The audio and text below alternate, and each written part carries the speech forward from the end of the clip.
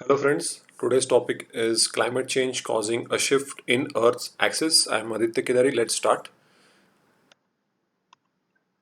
What is the Earth axis? तो सबसे पहले हमें ये समझना बहुत ज़रूरी होगा कि अर्थ एक्सिस का मतलब क्या है। तो अगर आप फोटोग्राफ देखेंगे तो जो ग्रीन कलर की जो आप लाइन देख रहे हो जहाँ पे वो रोटेट कर रहा है, जो सेंटर में से लाइन आ रही है उसमें से जैसे वो अर्थ रोटेट कर रहा है, it is the line from where the earth rotates, that is the axis of earth. ठीक है। The earth axis of rotation is the line along which it spins around itself as it revolves around the sun। तो अगर आप geographical north pole से geographical south pole अगर आप देखेंगे, वो जो ब्लू कलर की डॉटेड लाइन है, that is the axis around which it is rotating. ठीक है। ऐसा रोटेट करता है हमारा earth. Okay, so that is the axis of rotation. Okay, और उसी दिशा में अगर आप देखोगे तो अर्थ सन के अराउंड भी वैसे रोटेट होता है, खुद भी रोटेट होता है और सन के अराउंड भी वो रोटेट होते रहता है। The points on which the axis intersects the planet's surface are the geographical north and south pole। तो अगर आप देखेंगे साउथ पोल और नॉर्थ पोल जो होते हैं, जहाँ से वो जो एक्सिस है जो निकलती है बाहर इंटरसेक्ट करती है, उस चीज़ को बोला जाता है नॉर्थ पोल और साउथ पोल। जिसपे आप ज़्यादातर देखोगे तो यहाँ पे आइस होता है। नॉर्थ पोल में आर्टिक रीजन है और साउथ पोल में अंटार्कटिका है, ऊपर आर्टिक रीजन है। तो ये चीज़ें आप ध्यान में रखिए। तो अभी ये माना जा रहा है कि ये एक्सिस थोड़ी सी टिल्ट हो गई है, थोड़ी सी इसका जो एक्सिस का जो एंगल है वो चेंज हो चुका है। कंटेक्स्ट क्या है? According to a study, due to the significant melting of the glaciers because of global temperature rise, our planet's axis of rotation has been moving more than usual since the 1990s। तो हमें सबको मालूम है global warming हो रही है, दिन ब दिन टेम्परेचर बढ़ते जा रहा है। हर साल हम न्यूज़पेपर में पढ़ते हैं कि हर साल टेम्परेचर जो नॉर्मल टेम्परेचर होता है उससे कहीं ज़्यादा है। उसके वजह से ये जो आर्टिक ओशन और अंटार्कटिका का जो रीजन है, वहाँ पे जो सारा आइस है, ग्लेशियर्स हैं, वो मेल्ट हो रहे हैं। उसकी वजह से हमारे अर्थ पे का जो वाटर कंटेंट है वो बहुत बढ़ रहा है, और उसके वजह से अर्थ का जो एक्सिस है वो टिल्ट हो रहा है, उसका एंगल बढ़ते जा रहा है।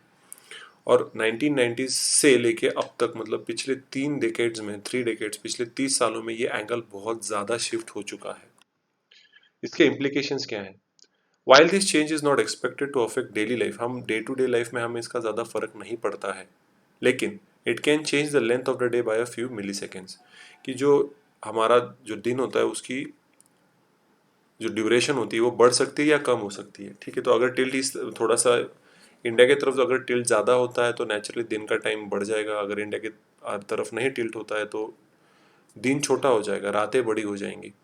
तो स्पेसिफिकली ये जो देश हैं जो बॉर्डर पे, मतलब जो आर्टिक रीजन और अंटार्कटिका रीजन के पास है, जैसे कि ऑस्ट्रेलिया, न्यूजीलैंड, साउथ अफ्रीका, अगर जो बहुत बॉटम पे है, इनके ड्यूरेशन ऑफ डे पे बहुत ज़्यादा फर्क पड़ता है और इसका इकोनॉमिक इम्पैक्ट होता है।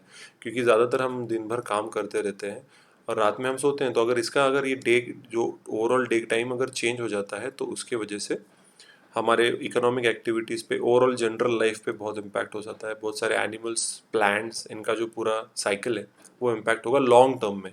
क्योंकि डेली लाइफ में हमें ये ज़्यादा फ़र्क समझ में नहीं आता, इसको बहुत साल लग जाएंगे, साल मतलब 500-600 साल। लेकिन अगर जिस स्पीड से वो बढ़ रहा है तो 500-600 सालों के अंदर, मतलब 100 साल के अंदर भी हम ड्रास्टिक चेंजेस देख सकते हैं। ये शिफ्ट कैसे होता है? तो it is mood because of the mass distribution of the earth. कि हम, जैसे मैंने बताया कि वाटर कंटेंट हमारे प्लानट पे बहुत बढ़ रहा है, तो वाटर कंटेंट, पानी का वेट होता है, मास होता है, और जहाँ पे वो वाटर ज़्यादा होगा वहाँ पे वो टिल्ट होगा नेचुरली। अगर आप देखोगे पानी, अगर ये वाटर बॉटल है मेरे पास, तो अगर मैं ऐसे ऐसे करूँगा तो अगर पानी का कंटेंट यहाँ बढ़ रहा है, यहाँ का आर्टिक सब, जो ये नॉर्थ पोल है, ये साउथ पोल है, यहाँ का बर्फ का पानी पिघल रहा है, तो यहाँ का जो वाटर कंटेंट है वो बढ़ेगा, तो धीरे धीरे धीरे आप देखोगे एक्सिस टिल्ट होगी। तो हमारा ऐसे ही, हमारा जो अर्थ है उसकी भी एक्सिस ऐसे टिल्ट होगी जहाँ पे पानी ज़्यादा है, और ये जो पोल हैं, साउथ पोल, नॉर्थ पोल, वो भी शिफ्ट हो जाएंगे, और वो शिफ्ट होने की वजह से डे टाइम चेंज हो जाएगा। और इस चीज़ को बोलते हैं पोलर मोशन, क्योंकि नॉर्थ पोल और साउथ पोल मूव हो रहे हैं ऐसे, which is not good overall देखा जाए तो। जो नेचुरली होना चाहिए वो नहीं हो रहा है। According to NASA, data from the 20th century shows that the spin axis drifted about 10 centimetres per year. तो 10 सेंटीमीटर के एंगल से वो चेंज हो जा रहा है। Meaning over century polar motion exceeds 10 metres. तो अगर अगले 100 सालों में अगर आप देखोगे तो 10 मीटर से भी ज़्यादा शिफ्ट हो जाएगा एंगल, तो वो बहुत ड्रास्टिक चेंज हो जाएगा। तो टाइमिंग्स, डेट्स सब चेंज हो जाएंगी, जिसकी वजह से दिन रात सब गड़बड़ हो जाएगी। इसके वजह से बहुत ज़्यादा इम्पैक्ट होगा। Generally polar motion is caused by changes in the hydrosphere, atmosphere, oceans और सॉलिड अर्थ।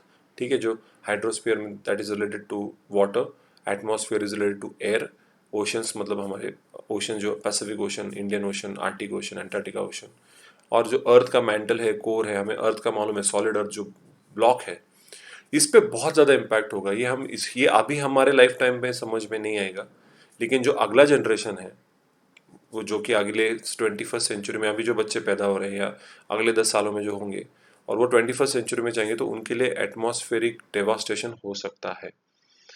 और क्या फैक्टर्स हैं जो जिसके वजह से पोलर मोशन चेंज हो सकती है? तो कई बार हम जो इरिगेशन करके ग्राउंड वाटर को हम कंज्यूम करते हैं एग्रीकल्चर पर्पस के लिए, ओके, आइस मेल्टिंग तो हो ही रही है, लेकिन उसके साथ जो हम खुदाई का काम करते हैं, we excavate a lot of things, कभी कई बार हम ओशंस के ऊपर सैंड डाल के वहाँ पे कंस्ट्रक्शंस करते हैं। तो एंथ्रोपोजेनिक एक्टिविटीज़ मतलब जो मैन मेड जो बना ऑब्जेक्ट्स बनाए जाते हैं, कि आप समुद्र के बीच में आपने आइलैंड बना दिया, तो वो पानी का लेवल बढ़ेगा तो वो आइलैंड डूब जाएगा, तो वहाँ के लोग, वहाँ की प्रॉपर्टी सब खराब हो जाएगी, वहाँ पे सब डिस्ट्रॉय हो जाएगा। तो ये चीज़ें भी उतनी इम्पैक्ट करती है। At the same time millions of tons of water from below the land is pumped out every year for drinking industries or agriculture. Most of it eventually joins the sea, thus redistributing the planet mass. So जितना हम पानी इस्तेमाल करते हैं, वो drainage system से बाद में सी या ओशन में वापस चला जाता है। तो जो जमीन के अंदर का पानी है वो फिर से आप ओशन में डाल रहे हो, तो अगेन द मास डिस्ट्रीब्यूशन जो वेट है अर्थ का, वो फिर से ऊपर नीचे हो रहा है। इट्स लाइक आप यहाँ का वेट निकाल के यहाँ डाल दिया, तो ये हाथ बड़ा हो गया, ये हाथ छोटा हो गया, तो मैं इस साइड पे टिल्ट हो जाऊंगा ऐसे। जस्ट एग्जाम्पल जिससे आपको और ज़्यादा से ज़्यादा अच्छी तरीके से समझ में आए। ऑब्वियसली बॉडी में तो ऐसा नहीं कर सकते, लेकिन अर्थ पे ऐसा हो रहा है और इसका बहुत ज़्यादा इम्पैक्ट होगा।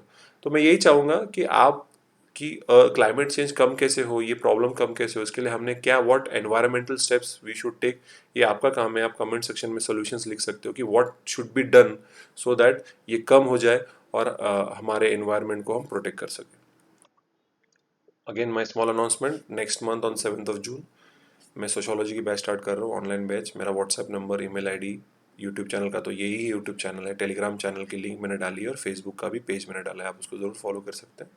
रेगुलरली मैं अपडेट्स रखता हूँ। ये सेशन 3 से 4 महीने चलेगा, ऑनलाइन होगा, ओके, मोस्टली जूम या गूगल मीट पे हम करेंगे। And I am always available for, you can always ask your doubts, जो भी आपको डाउट्स होंगे रिलेटिंग टू यूपीएससी सोशोलॉजी और यूपीएससी इन जनरल, या एमपीएससी के बारे में, स्टेट सर्विसेज के बारे में आपको कोई भी क्लैरिफिकेशन चाहिए होगा, तो आप डेफिनेटली मुझे अप्रोच कर सकते हो। एडमिशन अभी ओपन है, मैं लिमिटेड सीट्स लेता हूँ, तो जल्द से जल्द अगर आप अप्लाई करके सीट्स बुक कर लेंगे तो उसके बाद आपको प्रॉब्लम नहीं होगी।